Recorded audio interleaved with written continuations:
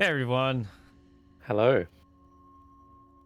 Jason is here with me today for our lovely patch notes. So I'm going to turn on the little voice chat feature so you can see Yeah, both I of us think I there. normally jump in like half an hour in, and I don't know why. It kind of became a tradition, so I've just been waiting and like No, it's leaving you just to been vamp like, by yourself for ages. So I figured what when is I'd just Jason jump in going now. to spook me with his voice out Yeah. of nowhere? Because I'm just like hanging in like the audio chat, and then eventually Jason comes in and like says, "Hey, what's up?" But I'm extra jumpy today. I've got my coffee. Hey Warix. Hey, Rox, how's it going? Got my coffee today. I got freaked out because I normally get just black coffee from when I make it at home, or my Hmm. partner decided to go pick up bagels. And we got she got me a nitro cold brew, and normally I ask for black coffee and then I get something that looks like this and I get scared. um That's not black. Well, it's all good, works.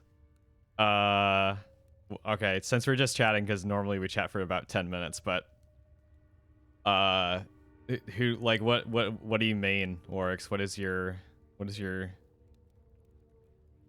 Are you jungle? Are you bottom? What are you? I'm curious. I used to play League a long time ago, um, and way back before there was even ranked mode.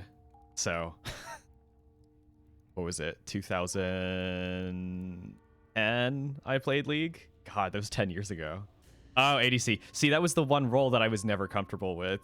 can you ADC was explain? Can you explain okay. what ADC is to me? Okay. So I works. You can correct me if I'm wrong with this, but there are basically like five. It's League is 5-on-5, and there's like five basic positions. Hmm. And there's 3 lanes in the game. So you have to split up in order to cover the 3 lanes essentially. Plus there's jungle, which is someone who hops around in lanes. So there's 5 positions. There's one which is solo mid, so you control the mid lane by Hmm. yourself usually, and that's usually like. God, I'm not even gonna say what kind of characters those normally are because things have changed so much since I played.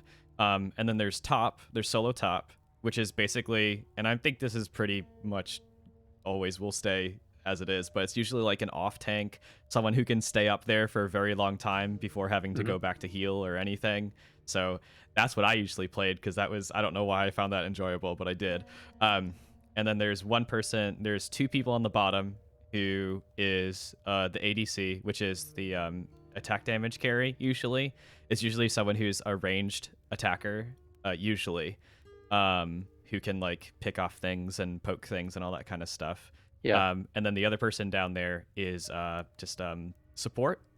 So usually someone who, like a higher defense, can help like protect that ADC while they are starting to snowball into a more powerful character, essentially.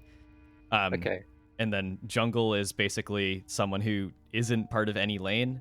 There's in between lanes. There's like quote where like basically a jungle where there's like neutral enemies that you can Mhm. kill instead of like enemies in the lane to like get more powerful. But the role of the jungle is to like hop around to different lanes, looking for opportunities to get the jump on an opponent who's overextended, and then the Uh-huh. person in that lane comes in for like the combo kill, and all that kind of stuff. So Okay. So what yeah, what is it about ADC that you didn't like, or is that just lack of it was practice in that? it was lack of practice. I don't know. It was also like the pressure to succeed really was like the thing, because like a lot of times, like especially if you're like solo queuing, like the ADC's like, if your team is not together or if the enemy's team is not together, like the characters that really decide the game are the ones that snowball, and that's usually like the mid character in the AD carry. So like I was never like that, so I always Mm. wanted to like assist the team and stuff usually. Yeah. So I was usually support or solo top because I could just control that lane, and I knew at least no matter what happened down in the bottom of the map, I could always just control that. Like I could handle that. That would never be a Mm. problem. So yeah. So you wouldn't get blamed if it all fell apart. Depends on the stage of the game. Because there's like 3 different phases of the game basically. Like the first one is just like you're playing footsies with people the whole time. If we want to get into like fighting game analogies, you're basically playing footsies, kind of like poking people, trying to figure out what people's strengths and weaknesses are until they overextend, and then you kill them, and then whatever. And usually by the time where there's a couple of kills, there's like the mid game, which is people are like starting to roam around a little bit and jump to different lanes to try to like capitalize on weak points and stuff like that, and like starting to take down like towers, which are kind of like checkpoints in the lane, so you want to push it back and back and back into the opponent's base. And then there's like the end game, which is basically you're just like, if you shouldn't be alone, you should be with the group, because there's more like a team fighting kind of stuff by the end game. So yeah, it depends. If you're if you're like off by yourself and like the mid to end, like the end game as like a solo top, like you're not doing it right. You should be with the team at that point. So that's when I would be blamed for stuff. But okay, so I wonder, to what extent does League like formalize those roles? You know, like how Overwatch has specific roles and slots and stuff. Is it like that, or is it just the meta, or is it like enforced? I don't think it's enforced. I think if you're solo, yeah, they're formalized, but like they're not like enforced. Like if you're solo queuing, like take for example, like if you're queuing up with a group, there's no like one person chooses like, I don't know, the tank character. It's like that's not, and it like physically in the game locks everyone out. I don't think it does that. So you could pick whatever characters you really wanted. There's some like really janky stuff that used to go on. I don't know how it is now, but like if you're solo queuing, I think you queue as like a role, I believe, now. So they kind of enforce that with that, but I think with like team queue and stuff like that, you can do whatever you want basically, right? Works. You can correct me if I'm wrong, but you just shouldn't, because the rest of your team will hate you, right? Yeah. I mean, there's some really janky stuff that people used to do. Like they used to queue up like the gosh, I can't remember what was going on, but there was some stuff where like the mid and the AD carry would change lanes, or like you could at one point you could have a thing where support on top. Yeah, you could also, way back, I don't know if this is really a thing anymore, but you could instead of having a support down on the bottom, you could have 2 junglers, and you like one jungler would like try to control the opponent's side of the jungle and have that person get like those creeps, so you could like lock out the opponent's jungler basically. There was some weird stuff when I was still playing that you could do that was not recommended, I would say. But like, relatively viable if you picked an entire team around that. So, but it's been a while. It's been a very long while. I hopped in and out on occasion past couple of years, and they have some additional modes and stuff that doesn't exist anymore, and they changed all the items and all the like skill trees and talent trees for characters and runes, and all this stuff has changed, and I'm just like, I don't know what I'm doing anymore. This is fine. I can still play, like the muscle memory is there, but like I don't know how to be like optimal by any means. So I don't know. Okay. Yeah. But they changed in the last. Oh, that's okay. I was playing Terraria with someone who plays a lot of League last night, and they're like, "Yeah, they just changed the items again." I was like, "Okay, that means nothing to me now, because I'm like 3 or 4 item changes behind." Most of them are different now. Oh, really? Wow. Oh God. You see, they do this, and I think it's fine, to be honest, because it shakes things up. But it's it's all about the timing. Do they have a certain model for like what they patch? Like, is it normal that they make such a big sweeping change in a patch, or is it normally? I don't know. Is there like a season or some? There are seasons. And generally they shouldn't be doing huge patches. Yeah. Oh, okay. Yeah. Yeah, they do that, but they gotta make sure not to do it before there's like major tournaments or like, you know, like worlds and stuff like that, because that would suck so bad. See, that's reasonable. Preseason, that's good because it puts everyone on the same footing and they all gotta buckle down and figure out how that affects the meta. So that's not bad. Yeah. You know, it's League, pretty crazy. yeah. It's pretty crazy that these games are getting to a stage now where you can talk about like a big yearly update. That Yeah. they have such a long lifetime that things can work on that kind of cadence. It's pretty crazy, really. Not only that, but it's just it's such a formalized thing now that like people do like drafts. Basically, they do draft picks for teams and players, and it's crazy. Like, yeah, I know someone who does that. I'm like, I don't know anything about these players. But yeah, no, it's crazy. It's just like football and the US and all that kind of stuff where you can draft players and do all that kind of thing. Yeah, it's pretty wild. But anyway, all right, we've done our early chat, get those jitters out, all that good stuff. Very high stress patch changes today. Difficult things to explain. Now, all right, so should probably start this. Okay, so this is patch 0414, codename Ratchet. Oh, did I mess up? No, I didn't. Sorry, I thought I copy pasted something wrong. That's okay. So new features for this patch are 2 new terrain objects, a few new layouts to test out those objects, and we also improved some of the display of like the positional terrain effects when hovering over a tile. So the 2 terrain objects that we have added this patch are basically a consumable collectible heal onto the battlefield, which basically behaves as kind of just like a health pickup.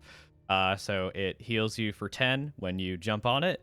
And I believe it waits a couple of rounds before respawning somewhere else on an unoccupied tile on your side of the battlefield. That's right. Okay, I just want to make sure I get all the details right. The other one is a speed boost. So that is a stationary object stationary terrain effect. When you jump on that, you get +1 speed. So pretty self-explanatory. Can be pretty powerful on slower characters to bring them, well, up to speed with other ones. This does not push characters who are already at max speed over that limit. So this does tend to favor slower characters. So keep that in mind when choosing your characters when going into layouts that have that terrain effect. So yeah, that's basically like the big stuff for this patch. I'm just gonna switch over to the gameplay real quick, so we can just explore that for a second. Just go into that bot match real quick. Yeah. So, you know, we reached out to people for suggestions for objects a while back, and a couple of things that came up were, you know, we don't really have any positive terrain objects. They're all mostly hazards. So it's kind of an interesting change to have some stuff which, you know, actually benefits you. So rather than running away from it, you're actually trying to position yourself to take advantage of these things. Yeah, definitely. We want there to be a positive reason to move and not just a negative one. We want you to feel like there's like a good reason to move as opposed to just like, if I don't move, I'm gonna get get whacked for this. So yeah, this is a battlefield for our kind of like featured stuff here. We've got both of the new terrain features here. This nice, lovely consumable heal. So you collect it, get 10 HP. Pretty simple, pretty self-explanatory. And then here's our nice little speed boost or speed pads. Yeah, increase it by 1 level. So generally you're going to want to pick characters that have lower speed. So like your Berserker, your Chemist, and to bring them up to speed with other characters, get them faster in that turn order. Notably, Totem and the it's mostly just Totem that does not benefit from this at this time. But there are plenty of status effects that and brings the speed of characters down, so you can make up for that by jumping onto that tile. I mean, you've still got 2 slower characters probably in the team with them, so Yeah, it's not definitely. necessarily a bad thing. Oh no, definitely not. So you can kind of like build your positioning around kind of those assumptions. Yeah. Um, And the way these things look is still kind of a placeholder, by the way. Like I yes. kind of wanted to put like a racing game like speed up strip with Like an arrows, but F-Zero, like yeah, but as it's soon like as I those did that, arrows. the arrows kind of started implying that it would move you around or something. Oh yeah. I feel like that's everyone understands that imagery, right? For like speed up, but so I threw something else in there as a Yeah, definitely. as a kind of placeholder. Yeah, just messing around a little bit, just like putting those characters in there. So when we start up, we should have a chemist with maximum speed. pre-nerf chemist speed there.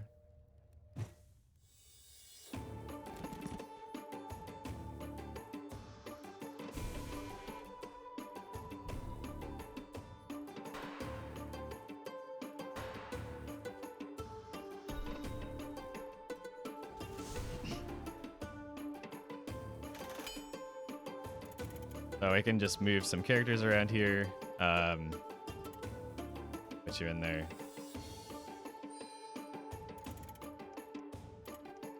Switch over to Sentinel. Nemesis is up. Why not? Why not start early here? let's just get some damage in. Bring it back up here. Go, Chemist, go. Yeah. We've got maximum speed on the Chemist. Pre-nerf Chemist speed. with our speed boost.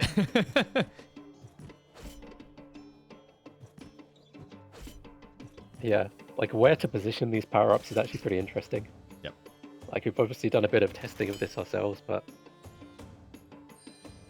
it's not always totally obvious the implications of the different placements here. Yeah, definitely. I mean, just like one thing off the bat, like ideally what would be happening here is we would be able to, you know, put the speed boost on maybe like this center tile, so that the chemist could also be protected while having maximum speed. But in this situation, they're not and then fully also, protected. You know, maybe being able to use that adrenaline boost as well. Oh, totally. Take advantage of their speed. Yeah, so put like a slower character right in front of them, but the chemist with the speed boost so they can get a ton of turns.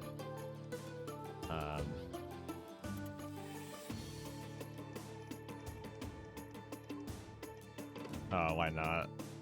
Look at that. I can recover almost fully from trading blows there.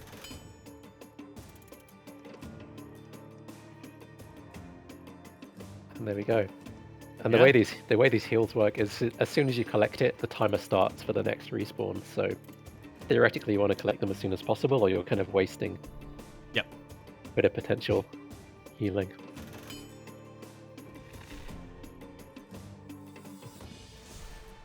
Oh, how dare you! Don't you pin my character?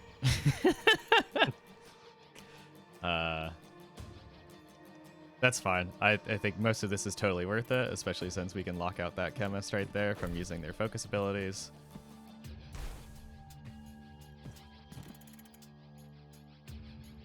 I wonder in this situation if it would have been worth it to Vigor Potion the Berserker to get them just a little bit more, but I'm not sure if that would have been quite enough to get in there. So yeah, maybe not.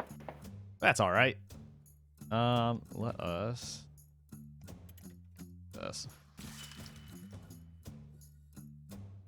And look who's up again. Look at this. Absolutely brutal. Locked him out. 3-2. You know, I'm totally cool with chilling here. This is a great speed boost.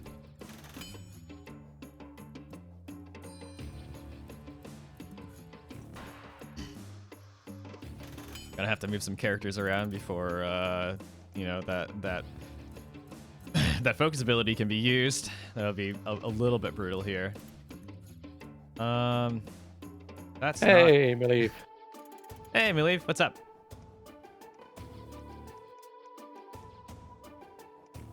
I had to jump out of the stream a little bit early yesterday. How did the run go? What's Maleev been running? Yeah, glad to have you here. They've been running Celeste. I think she did what was it? Crystal Shards or B game 64 a couple days ago. Kind of a heated run.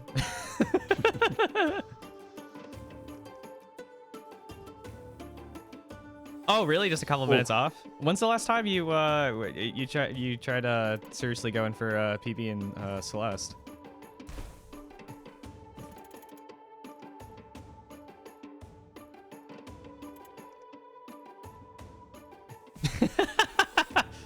Yeah, no worries. Maleev, I had no idea you were like ranked like 19 or 20th in Crystal Shards or whatever it's called in Kirby rather. I had no idea. Because I was just looking at it. I'm like, oh, I wonder like what the rankings are, and I'm just like, I just like don't even need to scroll down the page. You're just like right there. I'm like, oh, holy crap. Yeah, top 10. That's crazy. Yeah, I can't imagine the amount of precision that's required to get up to like that level at that point. I'm actually going to just grab a pickup right here. I'm gonna switch the warrior in because yeah, I've been playing a little bit of Mario Odyssey. I've been trying to like 100% that, and then I got to a wall because like my input precision is not that great. The dreaded 100 jump rope challenge thing. You have to like basically you have to jump rope with Mario 100 times in a row, and it's not super precise. Like Odyssey is pretty precise, but it's not that precise. And I'm just like, I can't do it. Like I actually spent more time trying to do the exploit. There's an exploit for trying to do that jump rope thing. Where you kind of like throw the cap in a weird position and like talk to someone real quick, and then it like does some weird stuff with the camera and it thinks you're like in the zone. It's weird. I tried doing that for longer than actually trying to do the real thing because I knew I couldn't do the real thing. It was just so bad. I'm like, all right, well maybe I can 100% this without that. Just like in my heart, I know I 100%ed this because that's just bad. Because it's just doing the same thing like 100 times in a row. But like Mario doesn't always do the same thing when you press the jump button. Like Really? in succession. If you do it in succession, you have to have very precise inputs to make him do the exact same thing every time. Okay. So like, yeah, I was not having a great time with it. I'm like, yeah, I'll just not do this. This is fine. Right, because I also think they patched out the exploit, unfortunately. So I'm just like, well, I can't really do anything with this now. So what am I gonna do?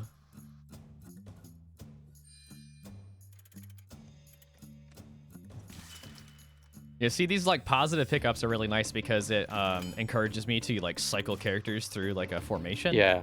Which is super, super nice.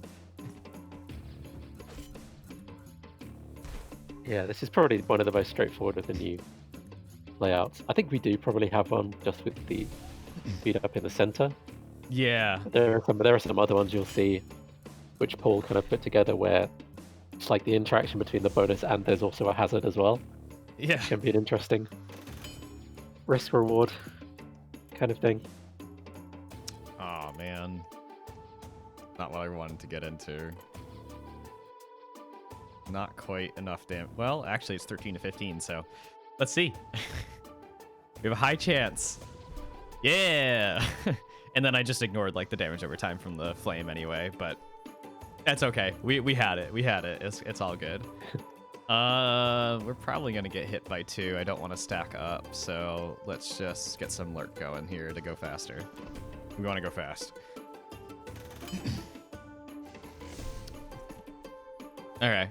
If I were the engineer, I would have just cashed in last one standing bonus with the fire lance is pretty hefty. So at that point, I would have just gone for it. But hey, what are you gonna do?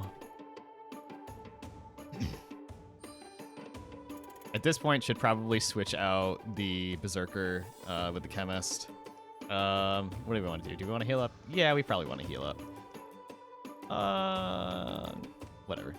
Fine. You're going to try and win this with full HP on all of your characters.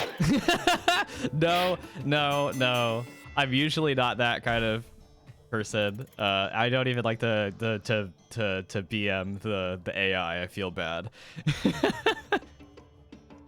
There's only one game where I pretty recently did a little bit of that, but it was against the AI, so I didn't feel as bad as I could have felt. I'm pretty addicted to a mobile game called Solitare. I probably talked about at some point.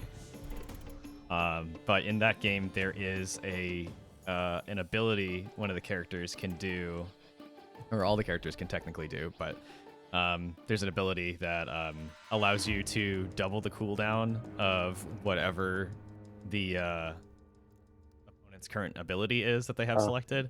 Interesting. And I figured out it caps out at 100 rounds because I just wanted to see how many times in a row I could do it.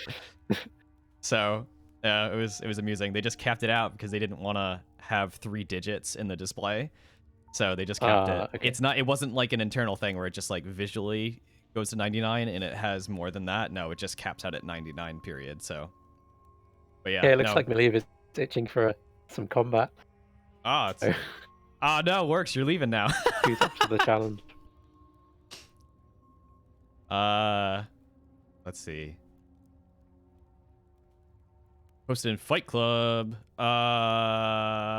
Paul, do you wanna jump in, get in on that Fight Club action?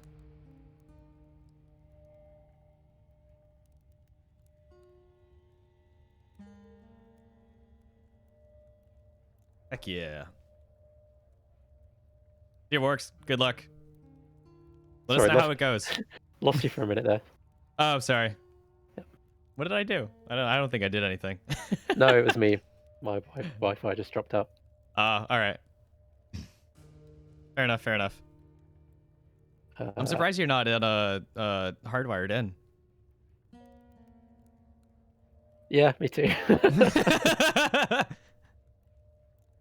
I'm in a really awkward position kind of in the house. It's like corner to corner, like through the whole house, and we don't have any yeah, like cables through the walls or anything. Yeah, I mean, we don't either in the apartment, so I just bought a 60 foot cable, Ethernet cable, because I just moved, relatively just moved into the bedroom. So I had to like snake it around the edges of the walls so it doesn't look like there's just a giant like Ethernet cable just like going from the router, which is in the other room. Oh, is somebody jumping in with Maliv, by the way? Paula's, yeah. Okay, awesome.